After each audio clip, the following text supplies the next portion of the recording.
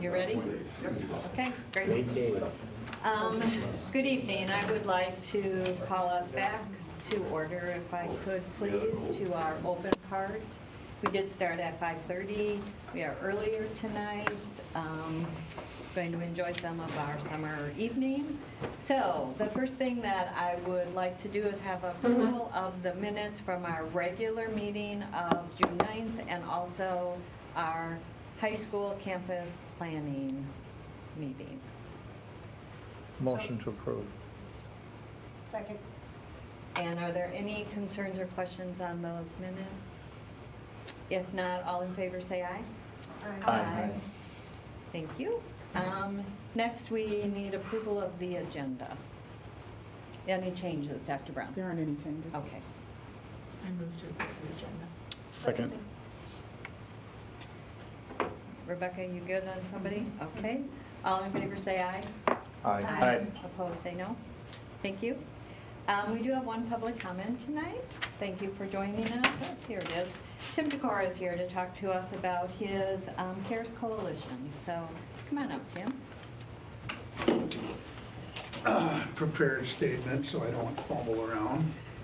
My name is Tim Decora and I serve as the project coordinator for the Waunakee Community Cares Coalition, the WCCC. Our mission at the coalition is to create conditions and opportunities that prevent and reduce substance use in not only the school but also the village of Waunakee. CADCA, the Community Anti-Drug Coalitions of America, essentially our governing body for our coalition, will be hosting its annual mid-year training institute in Nashville, Tennessee from July 21st through the 24th, so basically next week. Along with our C student advisor, and C is students empowering each other, and WCCC media specialist Maddie Zaleski, we will be chaperoning, or we would like to or intend to chaperone 2 Waunakee High School and C students. They're 2 juniors to be Lauren Pellman and Corinna Zerbel to the conference. This event offers valuable training for both adults, Maddie and I, and students, Lauren and Corinna, with a strong focus on leadership development. This unique opportunity will empower them to grow as leaders within the WCCC, the Waunakee Community School District, and address critical issues like substance prevention and awareness. These students will hopefully return equipped to lead, inspire, and help the Waunakee Community School District and the WCCC to drive meaningful change in our school district and community, not only this summer, but hopefully for the next 2 years because they'll be with us. So I respectfully request your support in allowing these students to attend as has been granted in previous years. Now, those of you that are unfamiliar with the WCCC and my position, I started last summer, June 17th. And since I was hired so late in the year, I did not take any students to the mid-year institute last year. So I flew solo this year because it has been done in the past. We decided to grab 2 students and take them with. So thank you for your consideration. I believe there's some information coming to you at the end Yes. of the. It is in our consent agenda if you have looked through that and seen that. So that's where we will approve that or talk about that, Tim. But I appreciate some background information for that item. So if anybody has any questions, I would, allow you to kind of address Tim while he's here. If not, we will address it in our consent agenda. Yeah, feel free to reach out, and everybody's got my phone number or email address. I'm at this high school too, so. Perfect. And welcome to the new school board members. Congratulations. Thank you. Thank you. Or my condolences. Thank you, Tim, and have a good conference Thank next you. week. Okay, moving on to board reports, and we just have board tonight. We don't have our students or staff, but are there any board members who would like to address the board on things that they have penned? I know that Dawn has gone to our CISA 2 conference. Yes. So that was on June 17th, just this evening. I had forwarded along the actual presentations from that meeting to all school board members, so you have access to it. If you don't see it in your inbox, let me know. If you haven't seen it yet, it's because it just happened. The keynote speaker was Trish Kilpin, sorry in advance, after the fact if I mispronounced her name. And I'm looking at notes here, so she's the executive director of the Office of School Safety with Wisconsin DOJ. So they are part of the program that created the tool Speak Up and Speak Out, Up and Out, that we use as a tool within our district. They have many other tools available to school districts in terms of safety and safety planning. She really hit on the fact that they try to use evidence-based practices, that prevention plans need to be comprehensive so that they have legs in both the psychological and physical preventative measures, and that really wanted to hit home with all school districts who are present that those plans should be a multi-tiered system of support in order to prevent anything from happening. And then she did speak briefly about should something happen, which we all hope that nothing will happen, and spoke a little bit about Mount Horeb, what kind of resources they provide to those school districts in the recovery of an incident. So spoke just briefly about things like helping them find an emotional support dog and what physical changes needed to occur and things like that with that school district. She did say that in terms of that multi-tiered system, kind of a watch out for everyone is that there is a $3 billion industry out there in terms of the business of school safety products. So they market on fear, and the watch out was along the lines of, while there may be good tools that are for sale and marketable in that industry, make sure you're not relying on any one solution as being some kind of magic solution, a safe button. It doesn't exist. So there are tools out there in that industry, but not to rely on any one particular tool.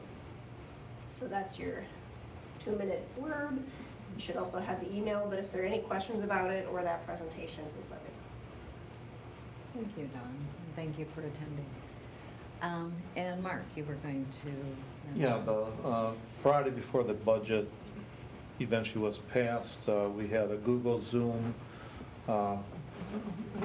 Great deal of gratitude to Steve and Natalie for the presentation they shared along with Dr. Brown. Representative Jewers, his Chief of Staff, Sophia Coronelli, Jose Rodriguez from Senator Hesselbein's office was there, and the Chief of Staff for Senator Kajewski's office, and basically presented the impact of the state budget on our school districts as well as districts across the state. Steve and Natalie did a great job, and they were very appreciative of the info that we had to share with them. Thank you, and thank you for continuing that partnership that we began in early, I think February we first, or shortly after they took office this year. And it has really developed into a really great partnership with our legislators, and they are really hearing us. You know, it's a tough road to go down with the budget, but I mean, they were so appreciative, and I just appreciate you continuing that. But thank you. I do want to, obviously I'm no longer on that liaison position. I would like to encourage us to somehow find ways to continue to engage with them, bring them onto campus in some fashion. I know they have a great deal of respect for our leadership here, and we can't stay too close to them and help them understand what's going on here in Waunakee. Mm-hmm. Yeah, I agree. Okay, any other board members that have anything to share this evening? Thank you. Moving on to our committee meetings, we just have 2 committees tonight. Our budget committee first. Okay, I'm basically going to turn over to Steve. Biggest thing we're looking at is approval of the 3rd draft of the budget. Thank you, Mark. Rebecca, could you scroll down for just a moment, please? Do you want me to pull up the presentation? Thank you. So Ally and I are gonna work together on this. I'm gonna talk first of all about the state budget, and then Ally's gonna talk about the third draft that you see in board book. So we had the chance to meet with Mark this morning to continue to talk through the details of the state budget. We talked about a very high-level presentation that we would share this evening for the board members. Ally, if you want to go on to the first slide. So the first thing to know about the state budget for 25-27 is it's one of the most significant increases in spendable revenues that we've seen in public schools for a very long time. So that's the positive that's coming out of the state budget process. So when you see on the left-hand side, we've talked about the term spendable revenues. When the governor announced the negotiations with the legislature and the result, he used the term spendable resources and spendable revenues quite a bit for schools. And what he was meaning was, first of all, there's a $325 per student increase in the revenue limit formula. That was a line item veto from the last state budget that is continuing for quite some time unless the legislature agrees to change it. There was a major investment in special ed categorical aid. Special ed categorical aid in the school year that just concluded was 30.6%. What you see advertised in the media is 42% in 25-26 and 45% in 26-27. It's actually 40% and 43%. The Joint Finance Committee was using 32% as their starting number, but it was really 30%. But still, that's a pretty significant investment in special ed categorical aid. The next one down, high-cost special ed aid, is a program that our district actively participates in. It's a voluntary program that districts have to apply for the funding. The state is increasing the reimbursement in this program to an estimated 50% in 25-26 and 90% in 26-27. There was a significant additional increase in the open enrollment transfer between districts.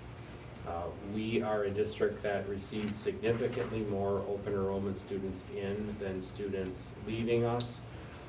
And so that was a positive revenue increase for us. And then the community, as you all know, back in November of 24, approved an operational referendum for 25-26 and 26-27. So on the spendable revenue end, a significant increase. To the right-hand side of this chart, we showed you where the funding would come from. And the next slide dives into this a little bit more. Joan, go ahead. What is our special ed, our high-cost special ed aid right now? What did we get this year, or what was? Sure. Ally, do you want to go to the next slide?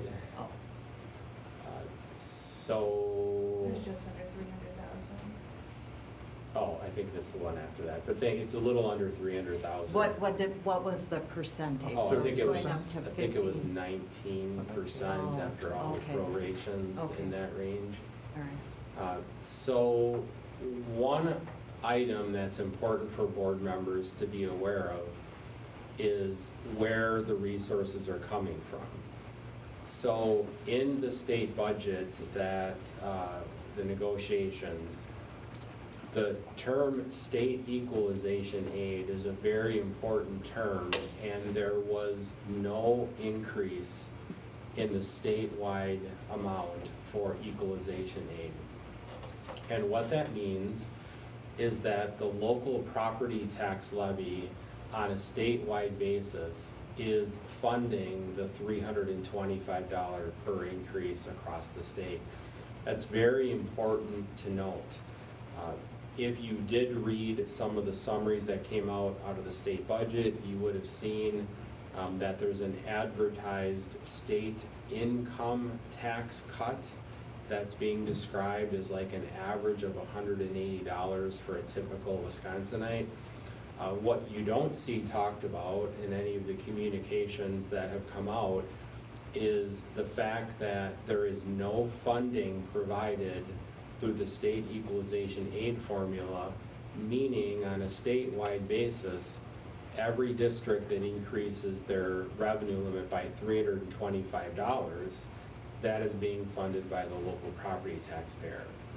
So you're not seeing much communication about that.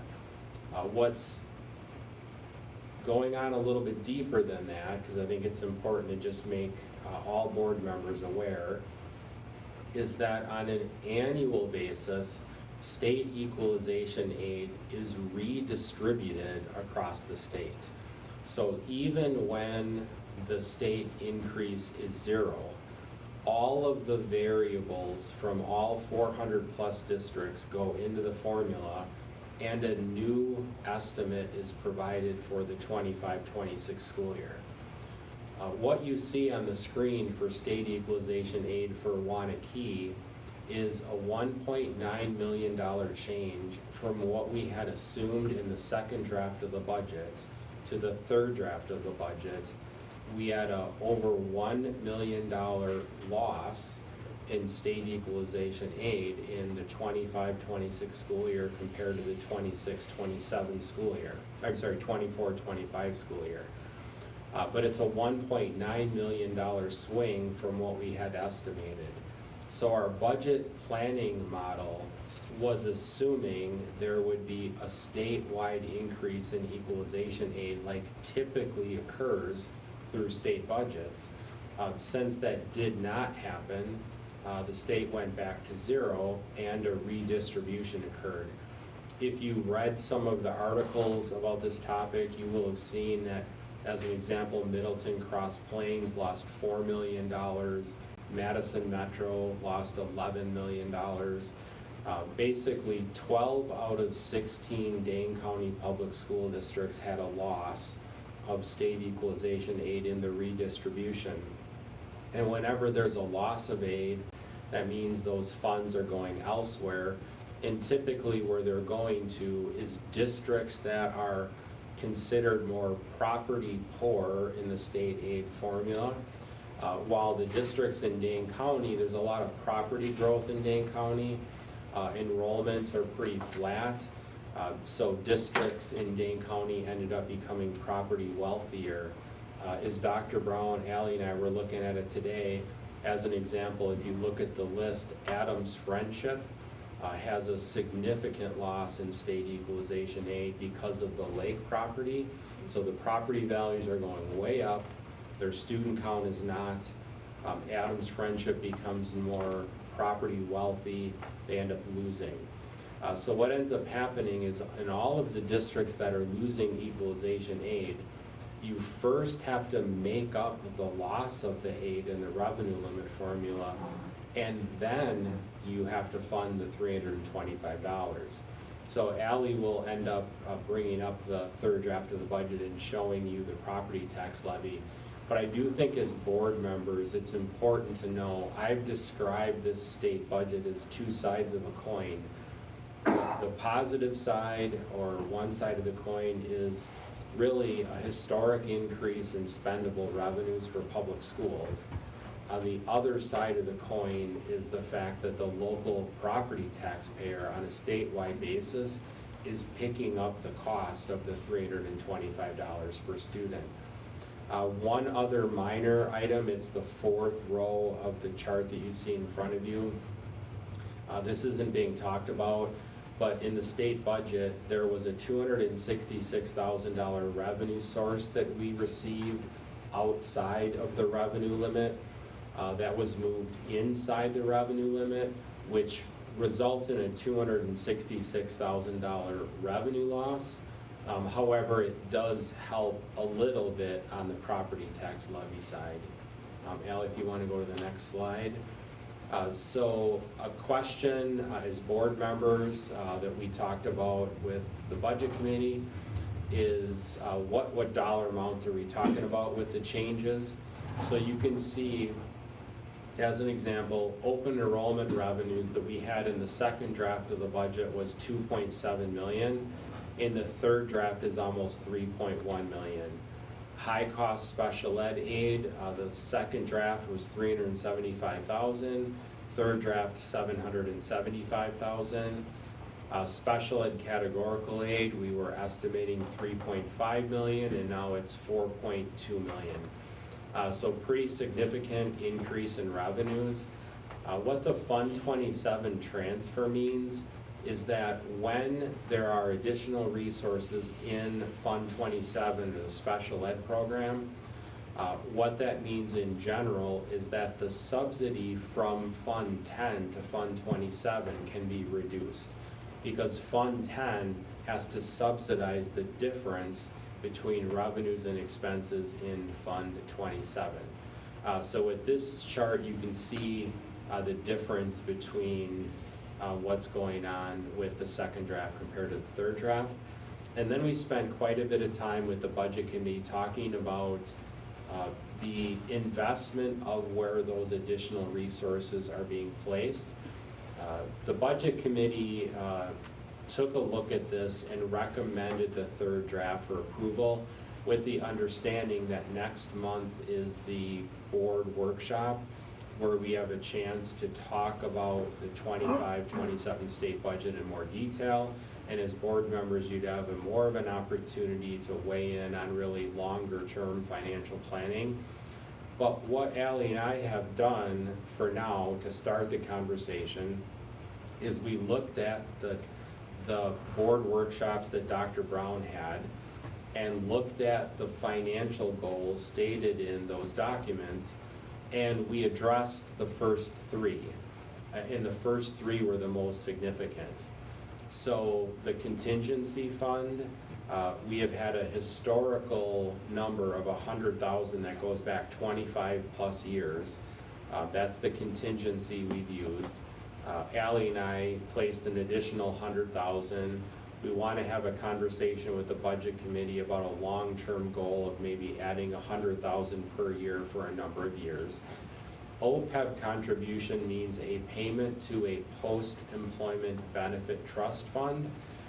The district has invested in a post-employment benefit trust fund for a number of years. However, that annual investment was paused during COVID.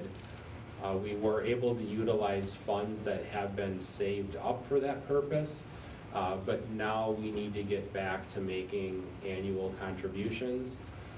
Termination benefits is a term that the DPI means. It doesn't mean someone was terminated.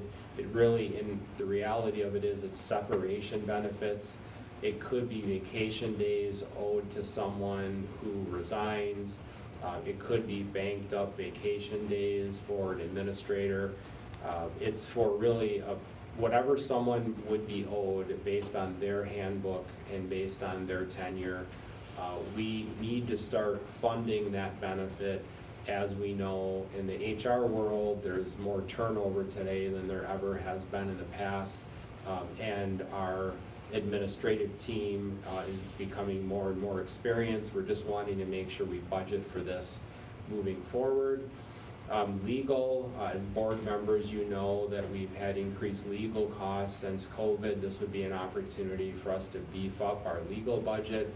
And then transportation, we've talked about the increased cost for students that are in transition with McKinney-Vento students. So they maybe were living in Waunakee, but now they're in Lodi or Sun Prairie. We split the cost of transportation with the other district. In the third draft, Ally will talk about the fact that we've got a proposal to try to address that transportation and also provide a better service to our students. But we need to know that we can actually pull that off. So we're recommending $100,000 in transportation. So those were the main categories of where we invested those funds. I'm going to first ask if there's any questions on the state budget itself, and then if not, we're going to turn it over to Ally to have her explain what's really included in the third draft of the budget.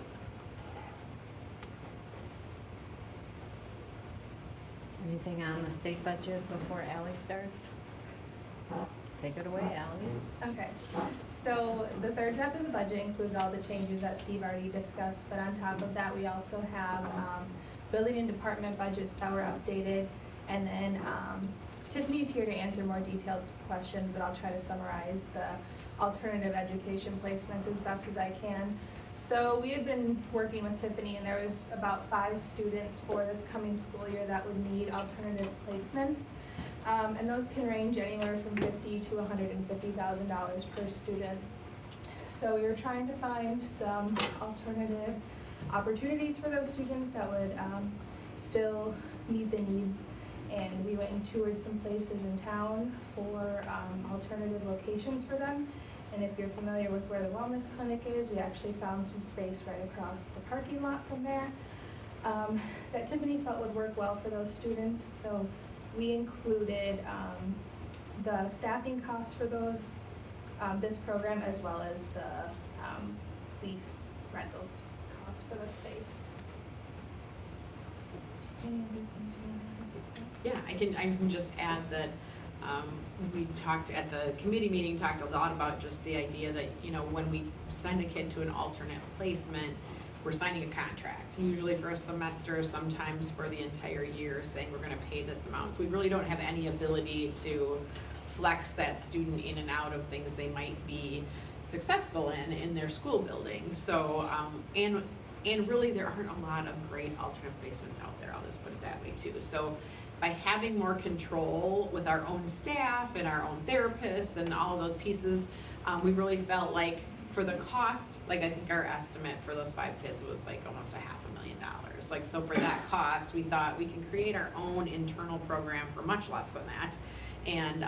And we can fund it through a variety of different ways, whether it's through high cost, through transfer of service, like we've got some different avenues for funding. So it would be one teacher, and really all the students that we're gonna have start in this program have their own paraprofessional right now in the building, so there's not additional cost for paraprofessionals, because not all of them, but some of them would come with students to this alternate site. So our goal is to start small, and I think it just happened this year that we have multiple students at the intermediate school level that could benefit from some type of alternate placement, and so we're gonna start with about 4 students from the intermediate school that are gonna be in an alternate placement. The nice part about it is when they're ready to return, our goal is always to get kids back in your school buildings and back in their regular ed classes. The nice part about this is if we have a student that like loves Phi-Ed and is super successful in Phi-Ed, they could start their day at the school building, going to Phi-Ed with support, and then could come in and do some other pieces with us in the off-site. But we're really just trying to develop something that is unique, and that it's not just, we're just changing your location and we're gonna give you all the same instruction. We're really trying to make it something a little bit more unique and different.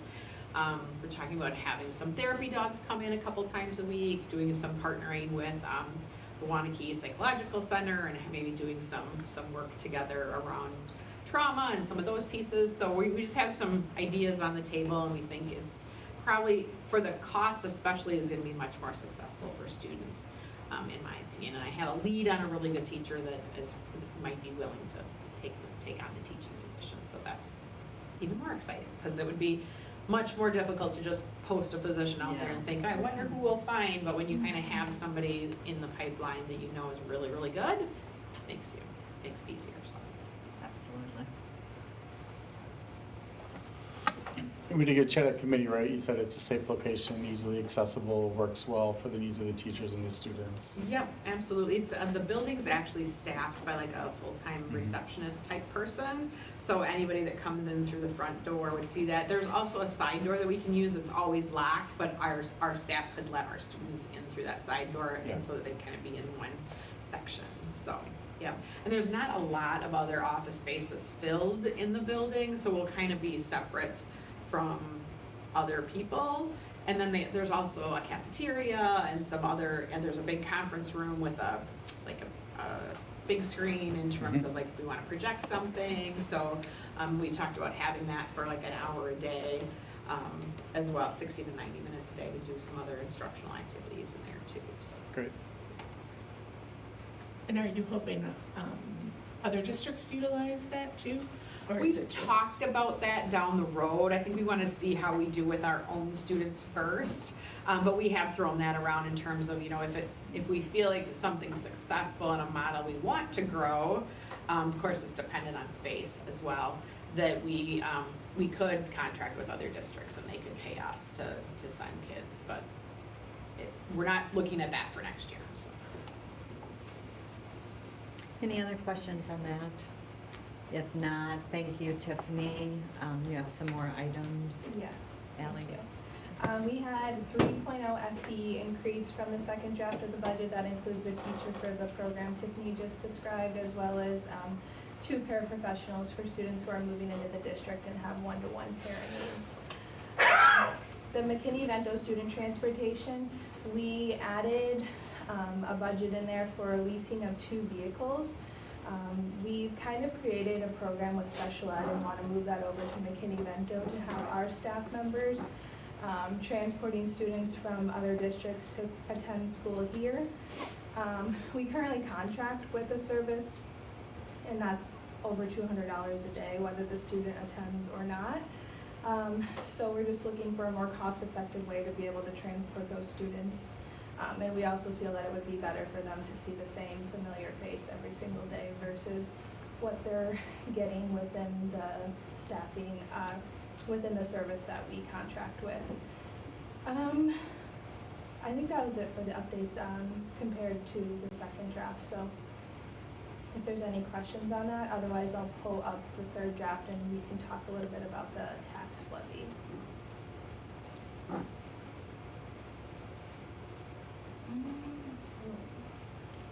Thank you in advance, I was just gonna ask if you could do that. Okay, so this is the draft that goes to the annual meeting in August. We discussed that a little bit with the budget committee, but this does show a 10.4% increase in the tax levy from last year to this year. A couple things to point out about the tax levy. So the 2 columns to the left, you see 8% and 7.5%. The 8% and the 7.5% were offset by 2 different variables. One was community growth.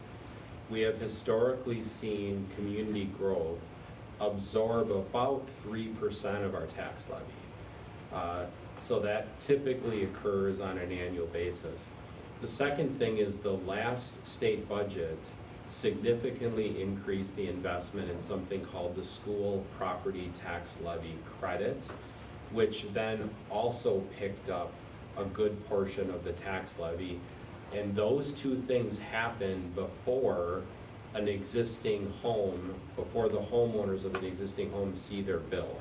So a lot of bills in the community were somewhat similar over the last couple of years when they saw their property tax levy. The 10.4% is a higher starting number than the last 2 years. And there is not an investment, this state budget, in the school property tax levy credit. So the credit remains the same, equalization aid remains the same. This number is going to vary significantly by community. So an example, when you see what Middleton's is or Madison's is, you're gonna see how much equalization aid they lost, which then directly impacts the property tax levy. But this is a larger net levy increase to our taxpayers than we've seen in recent years. With that being said and done, we did talk with the budget committee about discussions in August about identifying some strategies that could be considered by the board to lower the levy. So at the board workshop in August, we're going to identify what some of those options could be and then get board feedback as we move forward into the fall. But on a statewide basis, there's going to be a lot of conversation about this topic. This is not a Waunakee thing. This is a statewide thing that is really coming out of the state budget and the reality that there is not an investment in either equalization aid or the school property tax levy credit.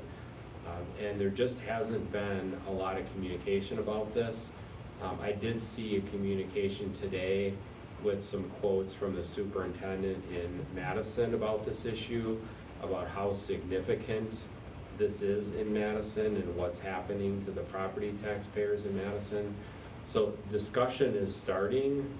I think people are becoming more aware of this issue, and I think it's important to just be transparent with the community about the state budget. What was the significant positive? What is the significant concern? And that's really what you see on the screen. Steve, when will we know our property value increase? Yeah, so great question. So we get 2 sets of data. So during the month of August, the State Department of Revenue shares property information with municipalities. So it's not on a school district basis, but like the village gets a report, town of Westport gets a report. And in that report, there's data in there about new construction. And new construction is really interesting for us to see because that helps us understand how much of the levy is offset by new construction. So we will see that in August, and typically we've shared an estimate with the budget committee at the September meeting as far as what that means. And then on October 1st, the state releases equalized value, or an attempt to equate property value on an equal basis amongst districts on October 1st. And so that data comes in October, but we're definitely going to be looking at August to look at the new construction data to see what that looks like for our community. Thank you.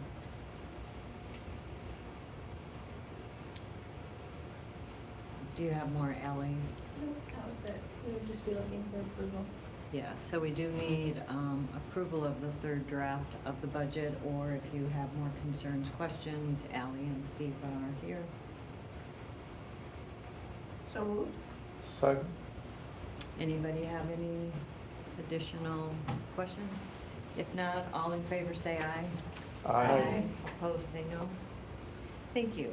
Thank you, Ally and Steve. Moving on to the facility committee meeting, I'm going to turn that over to Steve as well, if you would. Thank you, Joan. So there's 2 items for consideration from the committee tonight. The first one is regarding the new middle school. And just as a reminder to all board members, in each of our facility committee agendas, we always do have what we call a middle school contingency tracker, so that always provides an update as to what we call the contingency for the project, which identifies the funds not spent to date and any change orders that are occurring. We did include that in here for you to take a look at it, but it's always included in facility committee packets. What the committee is recommending approval of tonight is a change for the outdoor facilities at the middle school. And just to back up for a moment, it's important to describe the reason for the change.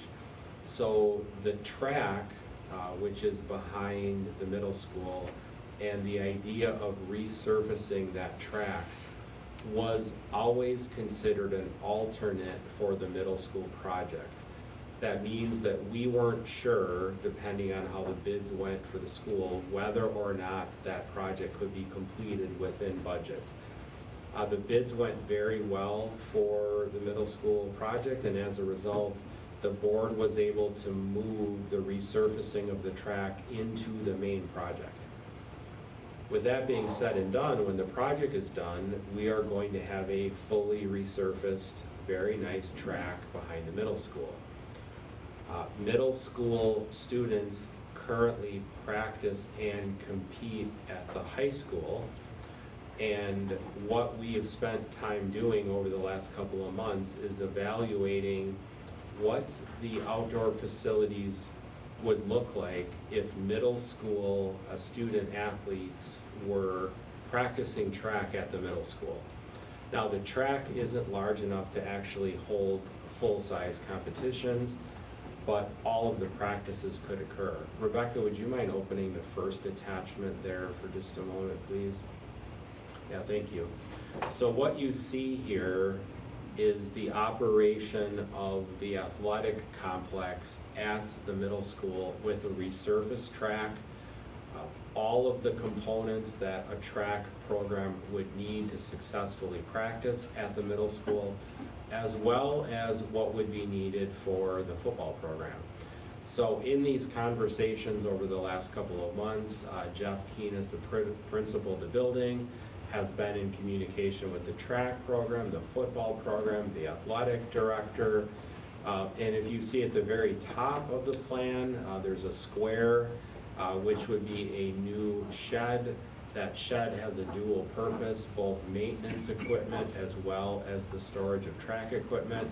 So there's been quite a bit of communication on this and feedback.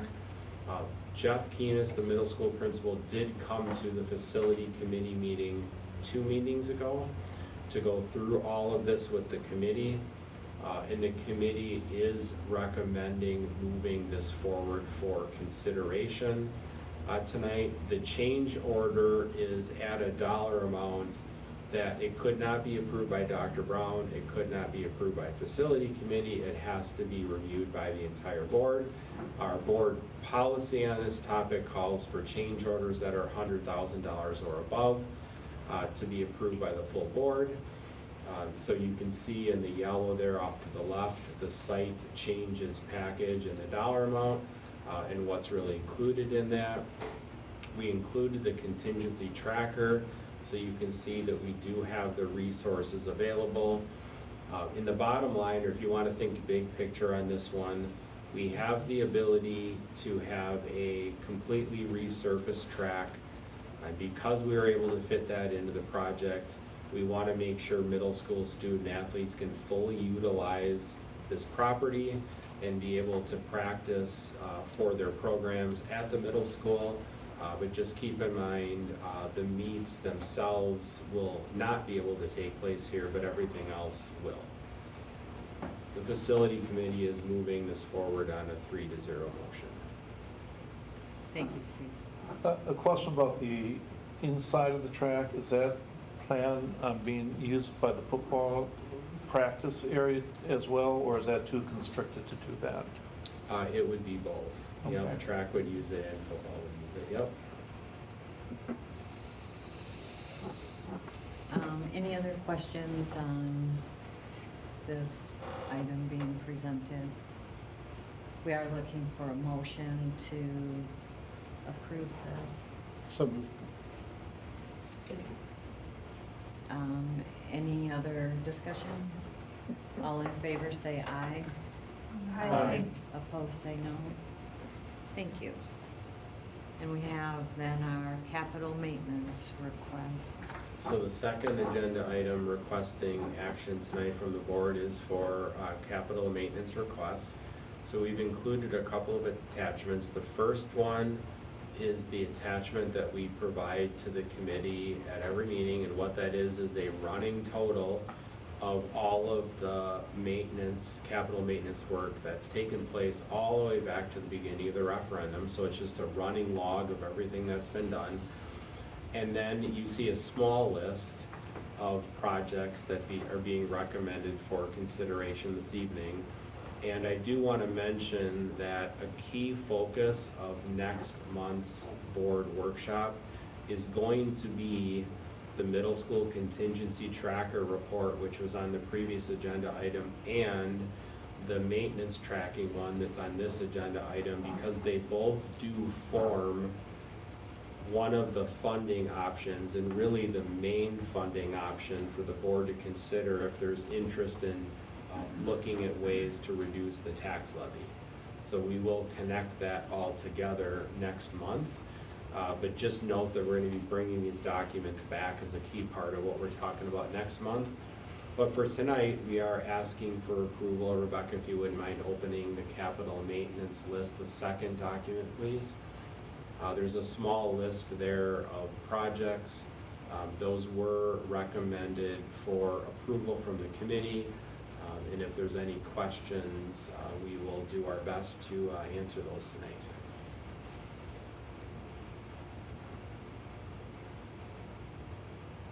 Questions?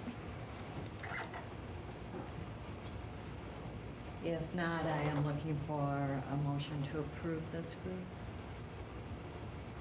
Motion to approve. Second.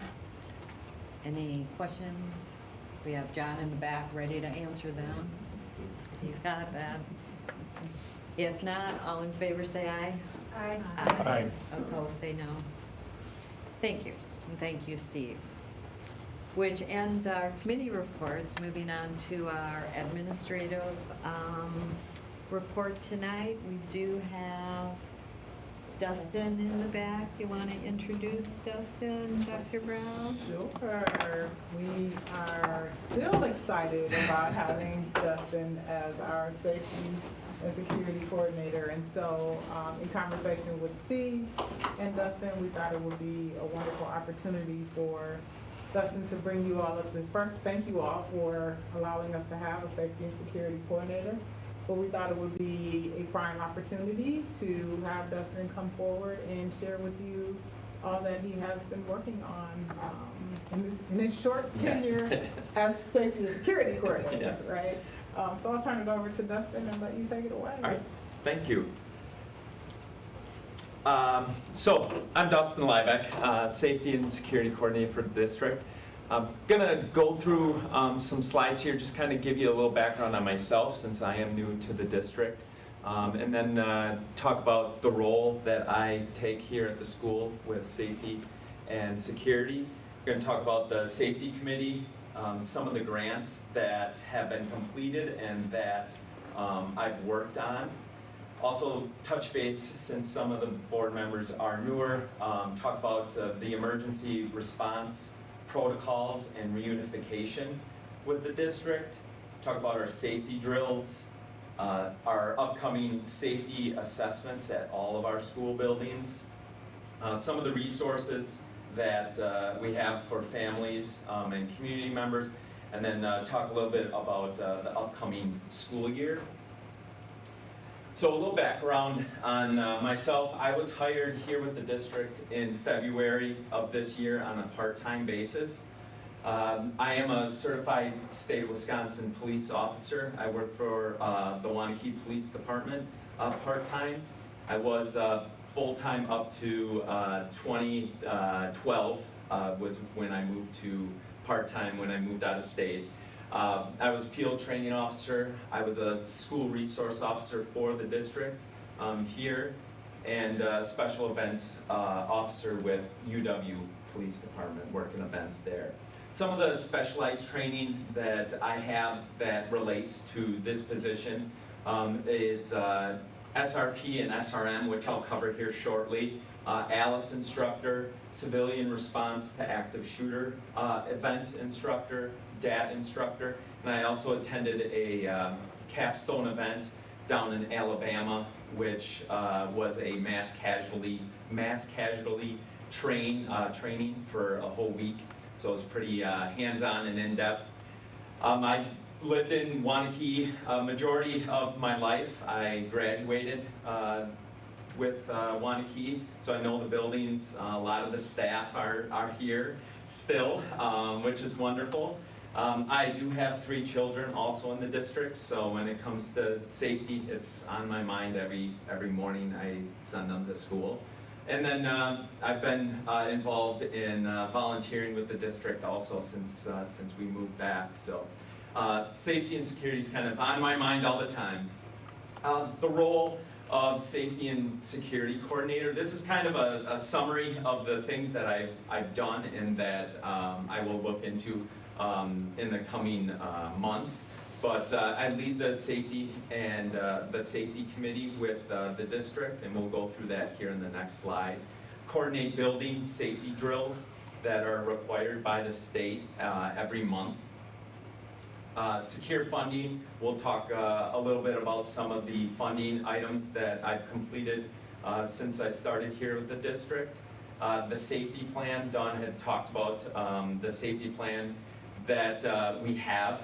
So every year we're updating and practices change every year. So we're always looking into improving the safety plan. And a big thing with the safety plan is also training all of the staff, not only having it written on paper, but the training. So the training of all staff in the buildings and also here at Bethel. And then instruction, legal issues, emergency planning, and doing the assessments, trying to prevent any situations, injuries. So the safety committee meets twice a month. We meet as a large group one time. We do virtual and we do in person. And then we have a subcommittee, which is a little smaller group. But we have a representative from each building is part of the safety committee. We review policies when it comes to safety. We do audits. We do walkthroughs of buildings. And then the safety procedures. One grant that was completed this past spring is a grant through the DOJ Office of School Safety. This grant provided first responders with digital maps. So if you think of an ambulance responding to a school and being told to go to door 3 and they don't know the building, this will come up onto their CAD now. So they will know, they can look at it and they can find the door 3. If we have an active incident and we need a larger map, first responders need larger views of neighborhoods, they now have access to those. So incident command, things like that, they have access to those maps of all of our buildings. Another feature of this is an officer enters the school, they can be tracked on this system. So they know where the officers, where the ambulances are. So this was a grant done this spring, and we will start using that this school year. The emergency response and reunification protocols, we use the standard response protocols. You'll hear SRP quite often. It's a uniform, simple, and easy crisis plan, and that is what we have heard from staff. It's simple and it's universal for every building. So if they hear one of the protocols being called, they know. It doesn't matter what building, it's the same. Last year was the first full year that we used that. And then starting tomorrow, we have I Love You Guys Foundation doing training the next 3 days. The first day is for first responders, and then we have a school training day, and then the last day is reunification. The whole day is reunification. Standard reunification method, SRM. This is going to be a process that we would implement in a evacuation or a crisis emergency. We've been working with neighboring school districts to work on SRM. So if we have to have SRM started here in our district, we have relationships with neighboring districts that will bring people in to help us with this reunification. The other thing that we have is memorandum of understanding with local businesses that if we have to do SRM, they will clear their building, they will give us their building so that we can reunify families, students with their parents. So we have that understanding, we don't have to do that, we already have that and they're willing to clear their buildings. Hey, Jessica, just a quick question. You know, from orientation, right, this is near and dear to my heart. Mm-hmm. Have you guys done any tabletopping or exercising around reunifications? So we have not. We've done training. We that's kind of was our first step, was Sure. to get everyone trained on that. We've done the cabinet. We have now done all of like administrative staff. We've done and then special ed and student services. We've trained them to learn how it's going to work. Okay. And and it's not just this district, it's other districts that we are going to bring in. And that is going to be, I think we're up to 10 or 12 people attending the training on Thursday that will go through a full day of reunification. Got it. One of our next steps is also to inform families of what reunification is going to look like, to understand the signage, what you're going to be asked to do during reunification. So you guys developed a plan and I are just training to the plan? Yeah, yep, yes, yep, exactly. Emergency safety drills. Here are the safety drills that we do once a month. We do one every month, but we do all 5 of them. The drills are done accordance to the Wisconsin state statute. We do invite community safety partners to participate in these, such as the lockdown. We have not only Waunakee police involved, but Dane County police and sheriff's office come and help us with these safety drills. Families are informed of the safety drills the week prior so that they know what's coming and know what their student is going to be doing the following week. After the drills, we get feedback from the staff, and that goes for all of the drills, and the feedback from the staff goes to the safety committee. We discuss how we should change or what we should do to improve the safety drills for the following school year. Building assessments. Building assessments will be conducted by the end of this school year. DOJ requires every school to have assessments done every 3 years, and ours will be due at the end of this year. We are having a third party do our assessments. It's through the Department of Homeland Security. The assessments are free of charge. They evaluate the building's current status, so they walk the inside, they walk the outside, and then they identify things that we could potentially fix. They recommend some of the things that we could fix. We've already done one at the high school in June, and we are set to complete the assessments by the end of September.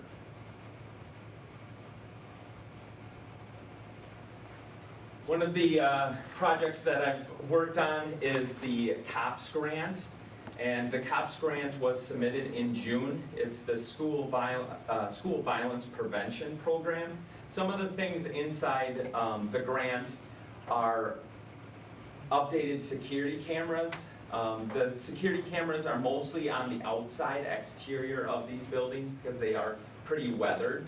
The things that are added into this COPS grant, I kind of went off the school planning, and that would be kind of the prevention portion of that planning.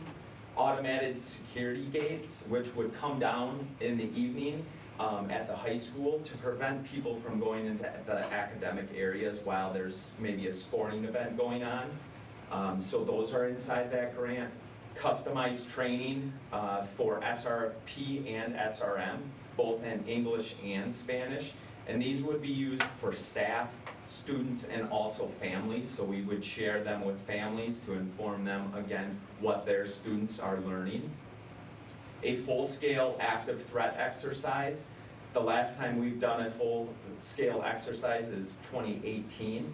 This would include all first responders, the school district, and also not only just Waunakee, but it would be the whole county. And then finally, it would also include a project manager position. A part-time project manager would make sure that all of these grant items are fulfilled within that year that they were submitted for. Some of the resources that we have for community members, families. One, safety and security is going to be our website. And on our website, we have information about SRP. We also have information about Speak Up, Speak Out Wisconsin, which is on every building's quick link. So if you go to Prairie School, they have a quick link there for Speak Up, Speak Out Wisconsin, which this year we have utilized, and it's been wonderful. We also have information about Visitor Aware, which is our program that we use for our visitor and volunteer procedures, so what to expect if you come to the school or volunteer at the school.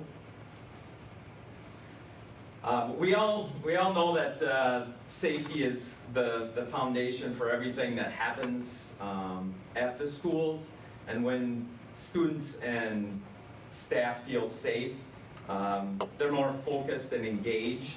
And so Dr. Brown, from day one, sitting down with her, she talked about leveling up safety in the district. And so we kind of took that, and we want to continue to create a safe and secure environment for the students in the district so that they can learn best. We're going to try to do that by enhancing physical and also emotional safety, so making them feel comfortable when they enter the school building. And to do that, we're gonna try and to improve at least one safety enhancement in every building. Some examples, this isn't gonna be all of them, it's gonna be just kind of a summary, but clock, bell, and PA system. Some might say, well, that's just a clock. It actually is linked to our SRP. So not only do you hear an announcement, you also see the announcement on the clock and bell system. So if you're in a music room with loud music, you can see that there is a protocol being activated. Enhancing building access and control. Students and staff will see that we are limiting how many doors are open at the beginning, at the end of the day. We also are working on alarms, being notified when doors are propped open. So those are things that we are going to be working on this coming school year. Also, the transportation, improving things like the app where staff, parents now can track where their bus is, and also additional cameras on those buses. My information, I have office here at Bethel, but email, phone number, yeah. So any other questions, anything I kind of ran through that you'd like to know about? Yes. Dustin, you talked about the grant that you applied for in June 2025, which is pretty extensive. Do you have a sense of when you might hear? That is the end of or- September, September 30th. They have a date that they are announced, September 30th. And does the grant, is it like everything you wished for, or is it kind of who applies? I mean, would we get that whole package? Yes, it is, yep, yes, if we're Wow. awarded, we get all of that, yep, we would get all of that. That's Mhm. pretty cool. Thank you. That's it for Dustin. Other questions for Dustin? No, I mean, I appreciate the work you're doing, Dustin. As we talked about before, this is important, right? I think that because of the tight-knit community that we have, people have a false sense of security and safety. So it's important. I mean, the only concern that I have that I raised before, this sounds more like more than 0.5 FTE work. Yeah, and I mean, I go through all of that, that's Yeah. not all my work. Sure. It's, the team behind me, a lot of them have contributed to a lot of that.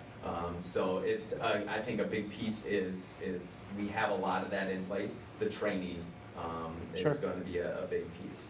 Yeah, I was just mentioning as a board, though, I think it's good for us to look in the future about how we can potentially offset that, like we talked about, utilizing Fund 80 and have it available to some other schools in our community as well, but what can we do to make sure that, you're doing 0.5 work, right? Sure. Not doing 1.5 work in a 0.5 FTE. So I think that's a big thing to help, keep all of our students safe. So appreciate what you do, and thanks, Dr. Brown, for your guidance for leveling up safety across schools. It's important, right? Of course, absolutely.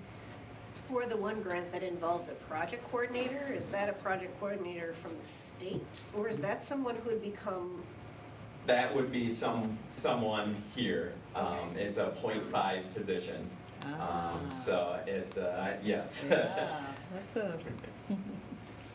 that's a really great, So- that whole picture of that grant is Sorry. pretty impressive. Thank you, Dustin, Thank for you. all you've done and for this great presentation. And I believe that brings us to the end of our meeting, unless you have any announcements. I do not have any announcements, no correspondence. So we have consent agenda. Tim's request is in there, as well as things we heard in closed session. So I would take a motion for all of it, or if anybody wants to pull anything out, you may, and we'll talk about that separate. Motion to approve the entire consent agenda as is. Second. Any comments, questions? If not, all in favor say aye. Aye. Opposed, say no. Thank you for that. Moving down to consent agenda, any legislative update from Nothing that I'm aware of. anybody? So we have some future meetings. One thing, we have a couple things that we need to motion in.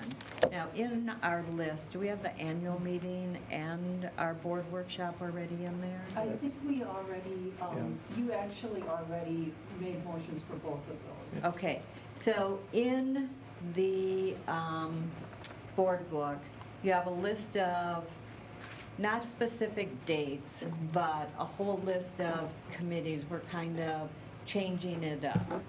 And what we would like to do is take a motion on that whole list, and then we will fill in the details as we get to those committees monthly. Are you, it's in board book. It's also in your folders. I didn't put them in.